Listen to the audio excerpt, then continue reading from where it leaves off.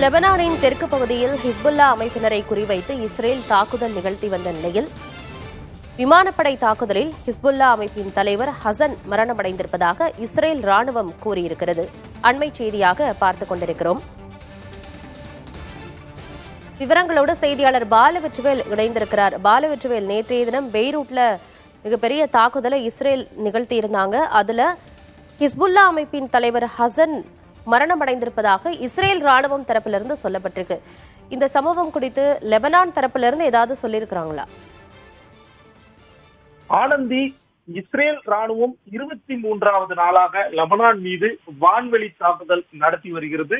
நேற்று பெய்ரூட் நகரத்தில் நடைபெற்ற தாக்குதலில் ஹிஸ்புல்லா நிலைகளை குறிவைத்து தாக்குதல் நடத்தப்பட்டதாக தகவல் வெளியிடப்பட்டது.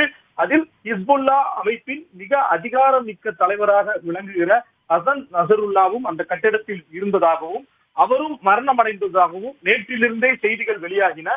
இருந்தாலும் இரு தரப்பிலும், ஹிஸ்புல்லா தரப்பிலும் உறுதிப்படுத்தவில்லை, இஸ்ரேல் ராணுவம் தரப்பிலும் உறுதிப்படுத்தவில்லை. தற்போது இஸ்ரேல் ராணுவம் நேற்று நடைபெற்ற வான்வெளி தாக்குதலில் நசருல்லா மரணம் அடைந்துள்ளதாக தெரிவித்திருக்கிறார்கள். தீவிரவாதிகள் நீண்ட நாட்கள் இந்த உலகத்தில் வாழ முடியாது என அவர்களுடைய எக்ஸ் பதிவில் வெளியிட்டிருக்கிறார்கள். ஹிஸ்புல்லா அமைப்பின் மிக முக்கிய தலைவர்களுள் ஒருவராக விளங்குகிற நசருல்லா 62 வயதாவார். 1992ஆம் ஆண்டு முதல் ஹிஸ்புல்லா அமைப்பினுடைய தலைவராக இருந்து வரும் இவர் மத்திய கிழக்கு ஆசியாவில் ஹமாஸ் மற்றும் ஹவுதிக்கு அடுத்தபடியாக ஹிஸ்புல்லா அமைப்பை மிகவும் சக்திமிக்க ஆயுதப்படைகள் ஏந்திய ஒரு அமைப்பாக மாற்றியதில் முக்கிய பங்காற்றியவர்.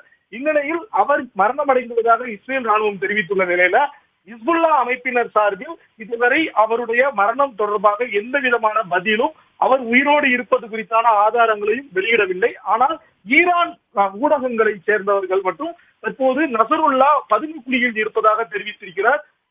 இருந்தாலும் இஸ்ரேல் ராணுவம் நசருல்லாவை கொன்றதற்கான விமானப்படை தாக்குதலில் ஹிஸ்புல்லா அமைப்பின் தலைவர் ஹசன் மரணமடைந்திருப்பதாக இஸ்ரேல் ராணுவம் தரப்பிலிருந்து தெரிவிக்கப்பட்டிருக்கிறது.